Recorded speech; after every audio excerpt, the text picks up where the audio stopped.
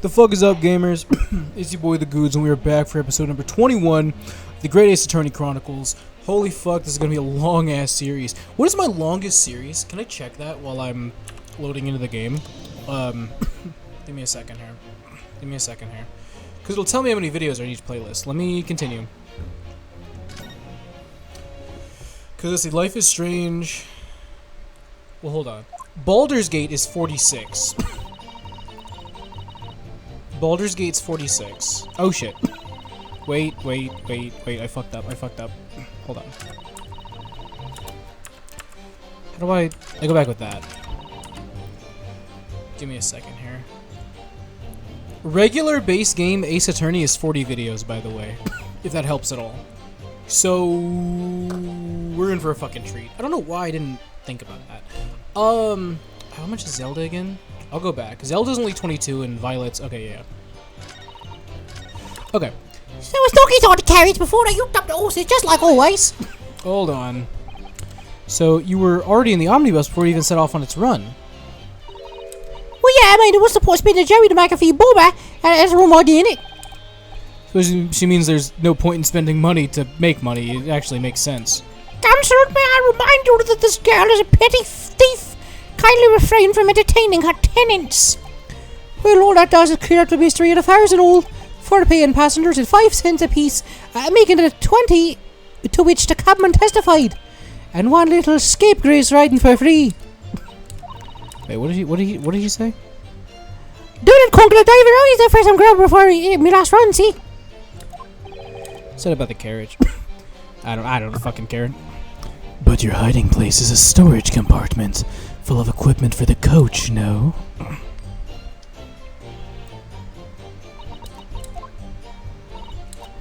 there's brushes and buckets and whatnot in there, sure. Always chuck all that out and cram it in the corner somewhere.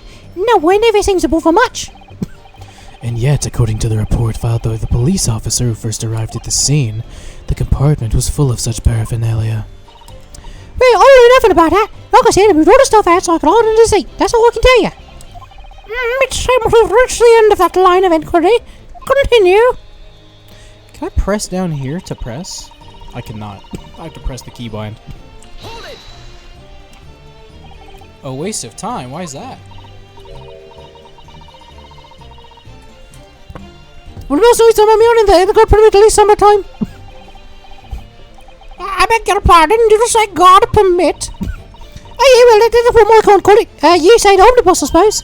And the point is that the number one, the carriage ain't got one but running for a while. I'm like purposely fucking up their dialogue. And that's when you come out of your hiding place and get away? That's it. Only that night. This cave was set on me from the start. And he didn't budge the whole way, did he? Not 1 inch. I was totally stuck. Do you mean to tell us that you were present in the carriage for the duration? You were under the seat the entire time while events unfolded in the enclosed cabin? Yeah. Right, mister. To be sure. I was as shocked as anyone. You don't expect to lift a cushion you've been sat on to find a child now, do you?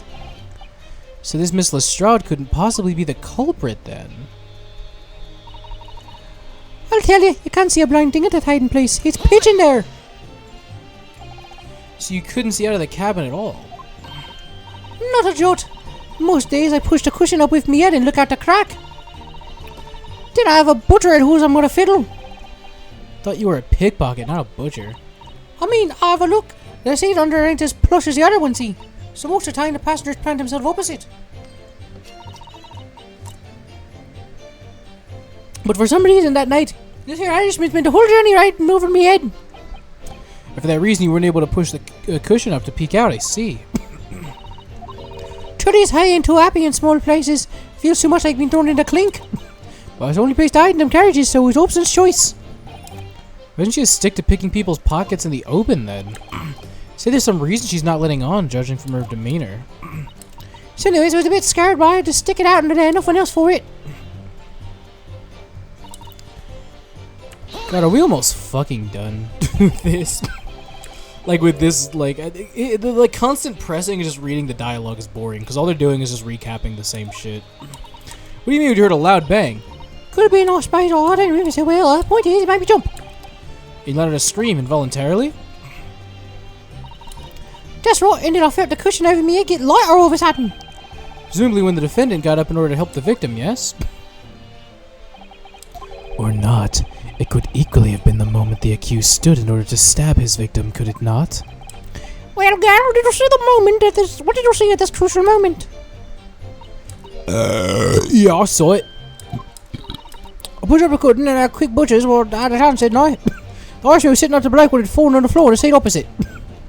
Yeah, I'm trying to like not. The voice is hard. That matches Mr. McGillicud's account, of course. But then, the fella suddenly turns to look right at me. I sunk back down, but he was too late, buddy, and I should have never risked looking. It's because of that he straight found me. He didn't help me get away, mind. Oh, I was supposed to press that. Hold on, go back. Go back. What did he just say? Whatever.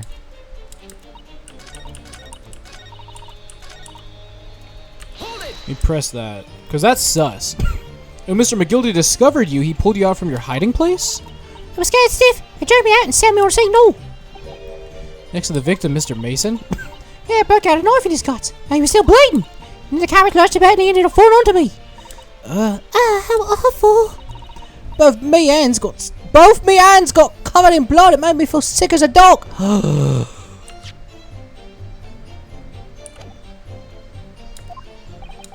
Both her hands covered in blood. That's what the rooftop passengers saw.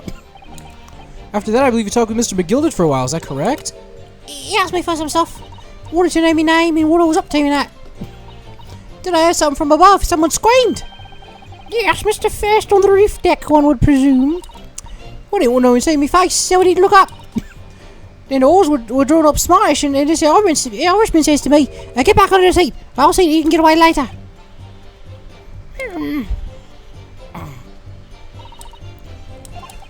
Okay, so now we need to... we need to use evidence. So let's look at what we have. Okay. Cause of death, single stab wound to the abdomen. Let's examine here.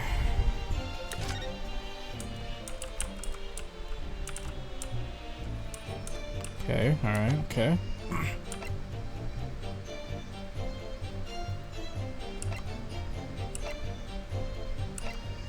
I can't imagine there's anything...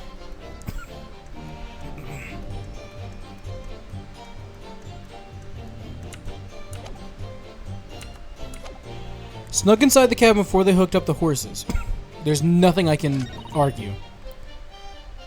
I can't argue with that. Can't see a thing in that hiding place. It's pitch in there.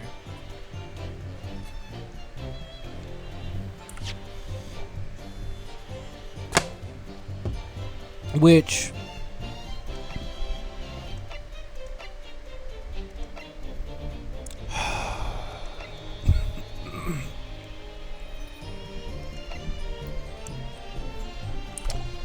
No, there's nothing wrong with that either. Heard a loud bang.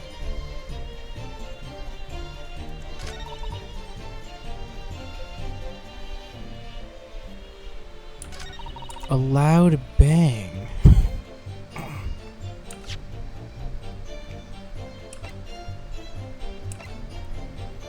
A loud bang.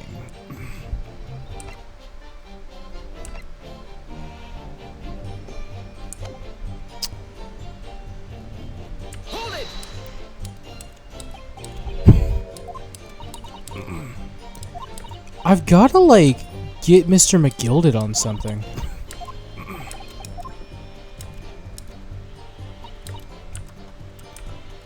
Right? Like, surely I missed something.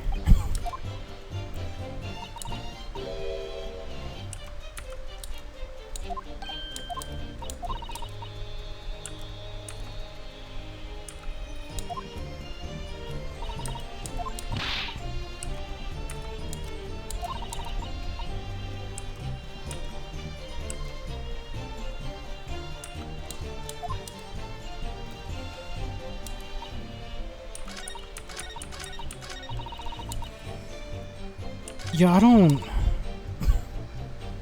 I don't know what the fuck. Let me save the game again. Now that I've pressed everything.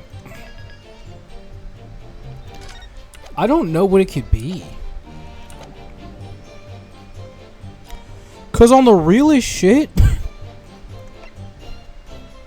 I mean, can I examine it?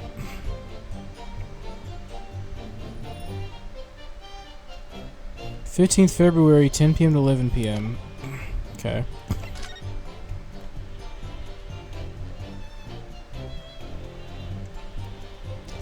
Why is he missing a button? Think that's relevant at all?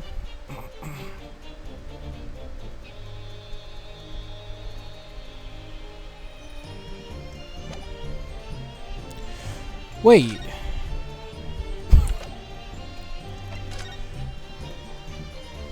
Yeah, that all tracks.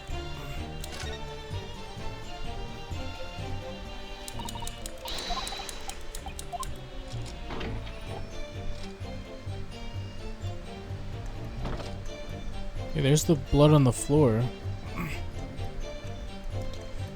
Yeah, everything fucking tracks.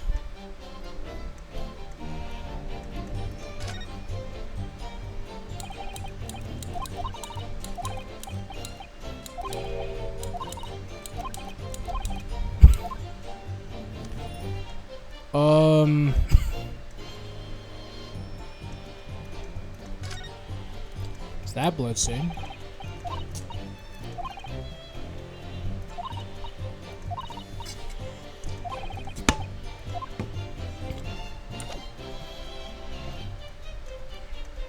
Because you can only see what? The seat.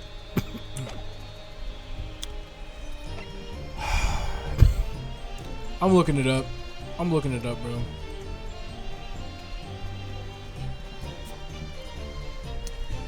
I'm looking it up. I'm so sorry.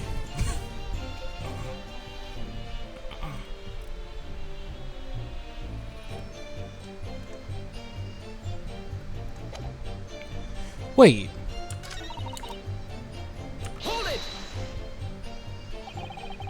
Oh, it's that. Okay, it's that shit where you have to fucking press again afterwards.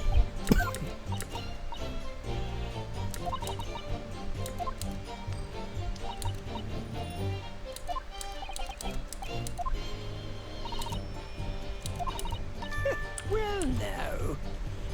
Excuse me. Which, I'm getting real sick at that, because actually, how the fuck would I ever think to do that? Why would I think to randomly press this again? Something wrong, Mr. McGilden? Yeah, I'm keeping the walkthrough open just because of that bullshit. Because that's not figuring out the case, that's just figuring out, like, what stupid thing they want me to pursue again. Because that's completely unreal. Like, I didn't know that he was going to react like that. That's not, like, something you can figure out. Oh, I do apologize. Was there something the matter, Counsel? Just wondering if Miss Lestrange's last comment made something occur to you, perhaps. You seem to be thinking something to yourself. Oh, no, it was nothing important. I was feeling bad for the poor lass is all. I remember feeling desperate myself as a young lad, shut up in the dark. 'Twas terrifying, so it was. I see, yes, I'm sure we can all sympathize. I'm still scared of the dark now. Aye, and I don't know about yourself, but I find that the darkness seems to make everything you hear that much louder as well. Yeah. Oh, I suppose it does, but maybe. Miss Lestrade. Did you hear something that night? Anything? An unusual noise, perhaps? Nah, not really. All I could hear was the Irishman snoring. But Jabbers, there's no need to tell the whole world of me foibles, you little scamp. What a pity. If only Miss Lestrade had heard something, it might have given us a vital new clue. Yeah, should we make that last statement? I think it's important. My lord, I believe the statement just made by the witness is profoundly important. Profoundly important? But all she said was that she heard nothing. Yeah, which is the profoundly important point. I'm almost sure of it. I'm almost sure that I don't understand the inner workings of your Eastern mind, Counsel. And nevertheless, Miss Gina Lestrade, you'll supplement your former testimony by repeating that last statement, please. What? A supplement? What are you all about? Don't give me all your fancy talk. I know what you're trying to do, and it won't work on me. Let me save the game, big man. Let me save the game. Because I'm going to have to make some tough choices. No, goddammit, I already did that. That's right. Insult the judge. Always a good move. Alright, I was trying to ears to work out what was going on, but all I could hear was snoring. Wait. Wait. Hold it! So you were straining to hear what was happening the entire time, since the moment you hid yourself? Not exactly, no. Sorry? Oh, I have autoplay on, my bad. Well, there was no one in the cabin to start with. I just pushed the cushion up and have a pusher to see what was what. But then I saw this swagging on, got my head down, and he wouldn't notice me. Mr. McGilda sat in the seat under which you were hiding, correct? Yeah, and wouldn't you Adam and Eve it? Ah, what a mug. So then all I could do was listen, and I was waiting to jump out as soon as I heard him leave, see? But why? Not likely. Even though he'd stop here and there, I never had the door open, so I just had to stay listening to him driving his pigs to market, snoring like an old dog he was. Are there any conclusions we can draw from that? It doesn't add up, is my thing. Let me save. Just to be safe. Cause I don't wanna do this part for the walkthrough. I got the walkthrough closed. I'm looking at fucking Life is Strange Before the Storm Google Images. No, I already did that, we're good. But I don't think that, cause then when did the murder happen? Miss Lestrade, what you've just told the court is clearly at odds with the facts. Oh, at odds? Are you sure, man? Absolutely. It seems my learned Nipponese friend is not as dull-witted as I feared. So Van Zeeks realized it too. I'm betting money on the fact that we don't know when the fuck the murder happened. Counsel, I must insist that you bolster your claim with evidence, or at least some complicit party's name at least. Yes, my lord.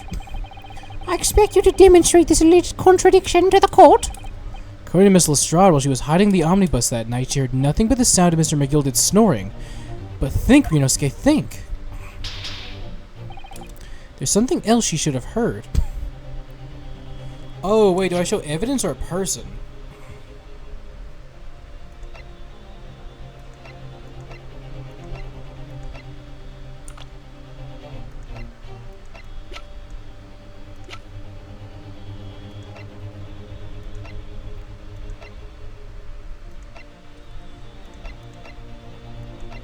Didn't these assholes knock?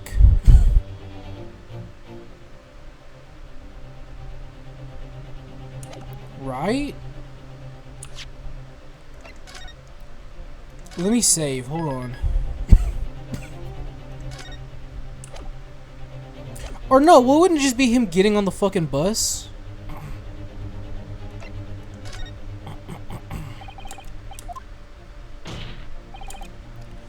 On a particular sound, Miss Lestrade could not have failed to hear on the night in question. The sound being very clearly explained by the presence of the following person.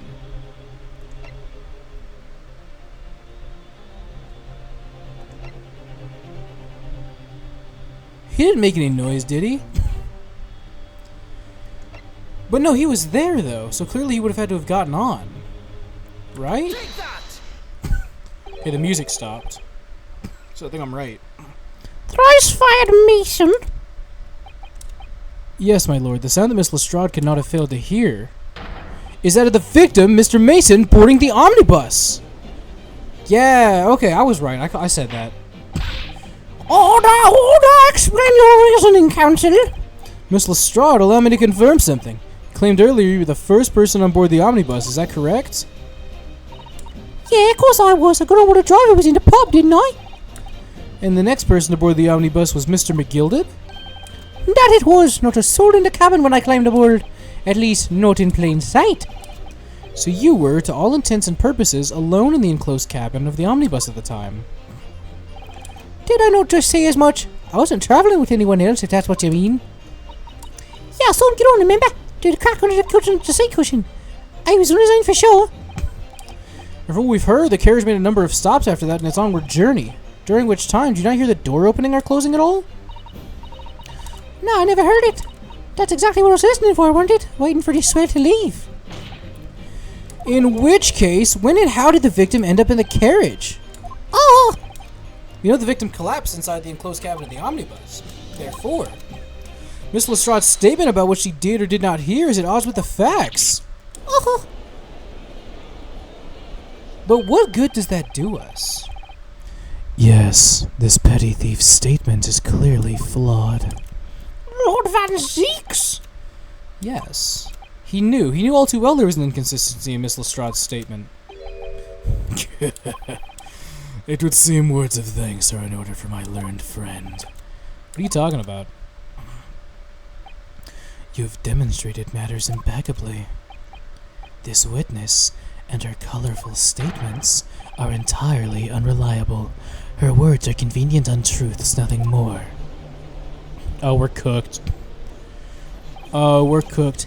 Is that right? How can a victim not suppose that makes no sense whatsoever? And this guy's a pickpocket, let's not forget that. Oh no, Granny, put a hand down! Granny, please! No! Oh no. She didn't even say anything. I didn't want to judge the dear little Molly just because she has some other ways, but I must say, I can't avoid liars. And neither can I. Mr. Foreman. I didn't want to judge the girl just because she has some less than salubrious ways, but I must say, I cannot avoid liars. Juror number 2, please. Juror number 2, please! Don't do this to me! Mr. Naruhodo has 5 jury members leaning towards guilty. Where does he keep getting these fucking chalices? Well, your consideration for others is refreshing, my Nipponese friend.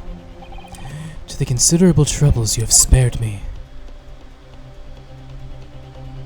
That's the worst drinking animation I've ever seen. Yes, very refreshing. Ah! Yeah, what are you playing at? Have you forgotten who you're working for, you useless Eastern Abaddon? This carnage, it's perfect! Juror number 2 is the only one left. She knows she wants me bad. Mr. Naruhodo, the way this is going. I know. If we can't find some new evidence to convince everyone Mr. McGilda's innocence, the judge will rule and we'll have lost. I very much wanted to believe the words of one of London's most respected gentlemen, but those of us in service know we must accept hard truths. Hold it! Hold on! Hold on a minute. Yes, the witness' last statement seems to have revealed a critical inconsistency in her story. However, hold on. If we consider the possibility that her statement is in fact the truth, it may shed an entirely new light on this whole case. What are you saying? Oh, counsel! I'm sorry, sir. Whatever do you mean? Counsel, I will not tolerate your attempt to prorogue my adjudication. Explain yourself at once. When the accused boarded the omnibus on the night in question, the victim was nowhere to be seen. Subsequently, the carriage door was not heard opening a single time, as testified by the witness in the stand. And yet the victim's body was found inside the carriage. If this petty thief's words are to be believed, how do you explain the victim's miraculous appearance inside the cabin of the omnibus?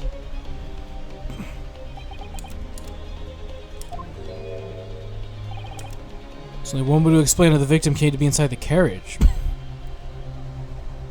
He couldn't be put there after he died. There has to be another entrance. He can't have been put there after he died. That would mean that everybody else is fucking lying.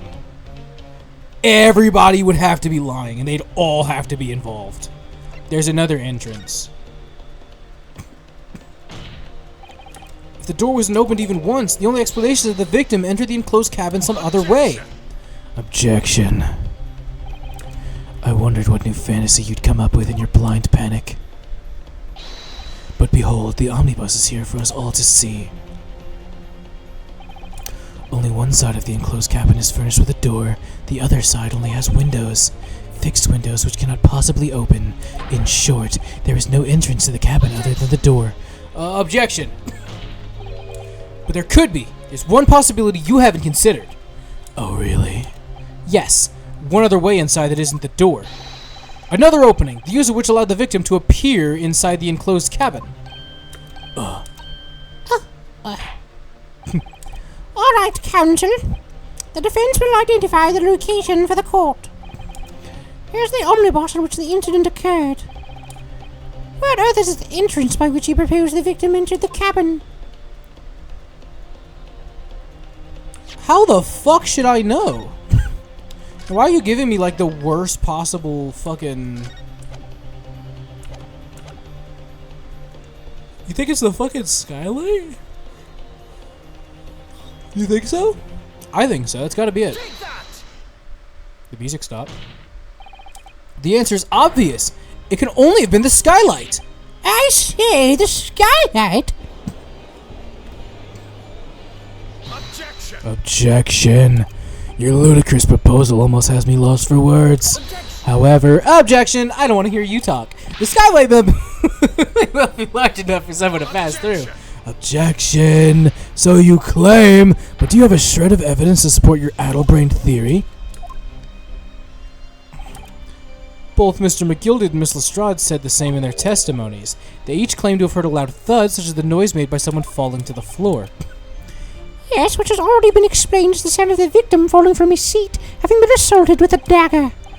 Yes, it has, but would a man slipping from the seat onto the floor really have made such a loud noise as the witnesses describe? A noise loud enough to cause Miss Lestrade to let an involuntary cry, in fact. Good gracious!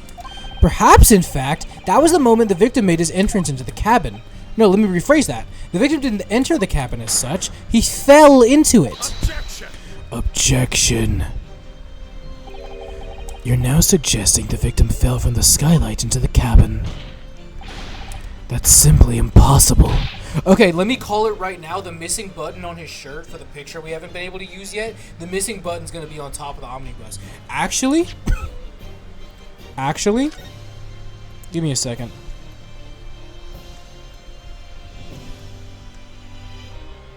Give me a second, actually, hold on. First of all, you can see it open.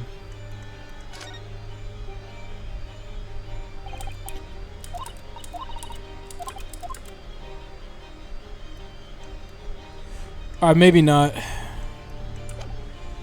GG. How can you be so sure?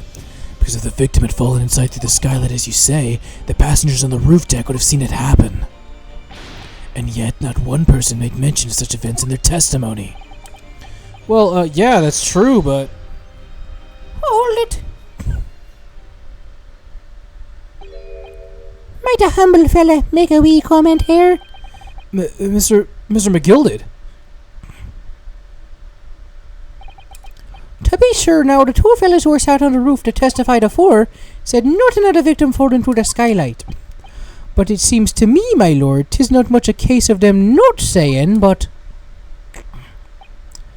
Aye. 'Tis a case of them being unable to say. What? I think perhaps the two fellas do be having something of a compelling reason not to mention what happened. Would you not agree, fine ladies and gentlemen of the jury? Oh my goodness, surely not. Those two chaps on the roof?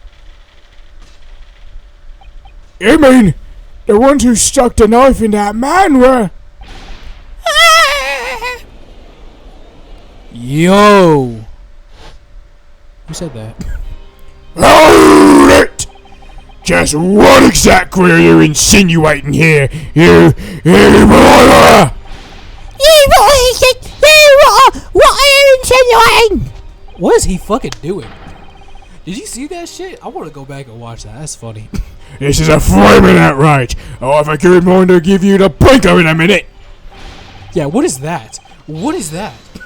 He'll give you a soda in a minute, he said, and so will I. Mr. Fairplay. You're effectively accusing me, a city gentleman and well-respected banker, And me, a very angry hatter. suggesting that someone like me could have stabbed that man in his guts. It's a disgrace. It's scandalous. I protest in the strongest possible terms. That's right, I protest too. How about you rotten scoundrel? They did not need to make him throw it back like that. That's crazy. Order! This is not the time, Morton, it is. I will not permit this wanton invasion of the stand. Return to the anteroom at once.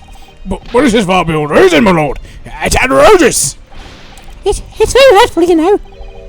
My lord, if I may comment, You were here, Lord Van Zeeks. it was the defense that incited this outburst from the witnesses. My learned friend has seen fit to abandon all protocol and accuse the witnesses without proof. Accuse? I never intended to. It seems, young Nipponese, that your command of the English tongue is wanting.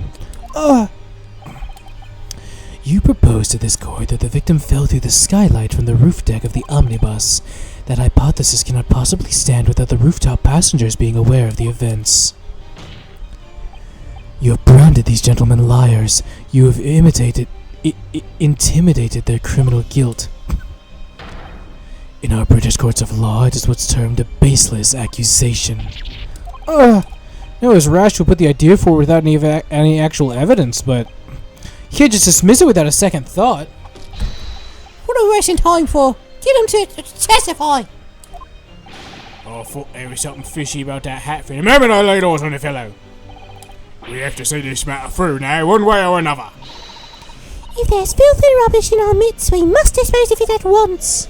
Testify! Testify! Testify! What's happening, Mr. Naruto? The spectators in the public gallery they're in a complete frenzy! Mr. Fairplay and Mr. First, My lord. you'll take the stand again and make another formal testimony in reference to the indictment brought by the defense. Yes, my lord. I didn't come here for this. There's no time to think this through, but there is time to end the episode. Thank you so much for watching. I'll see you next time. Bye-bye.